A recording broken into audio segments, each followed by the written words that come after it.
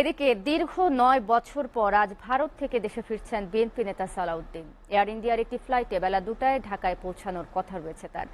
আওয়ামী লীগ সরকারের বিরুদ্ধে বিএনপির আন্দোলনের মধ্যে ২০১৫ সালের ১০ মার্চ ঢাকার উত্তরা থেকে নিখোঁজ হন সালাউদ্দিন। তখন তিনি যুগ্ম মহাসচিব হিসেবে দলের মুখপাত্রের দায়িত্ব পালন করছিলেন। নিখোঁজের ৬৩ দিন পর ওই বছরের ১১ মে মেঘালয়ের শিলংয়ের পুলিশ উদ্ভ্রান্ত অবস্থায় সালাউদ্দিনকে উদ্ধার করে হাসপাতালে ভর্তি করে। ভারতে প্রবেশ করলেও তার কোনো বৈধ কাগজপত্র না পাওয়ায় মেঘালয় পুলিশ সে সময় ফরেনার্স অ্যাক্টে মামলা দিয়ে তাকে গ্রেপ্তার দেখায়। সে মামলায় ২০১৫ সালের ২২ জুলাই শিলংয়ের আদালতে তার বিরুদ্ধে আনুষ্ঠানিক অভিযোগ গঠন করা হয়। মেঘালয় পুলিশের ওই মামলায় ২০১৮ সালের ২৬ অক্টোবর খালাস পান সালাউদ্দিন।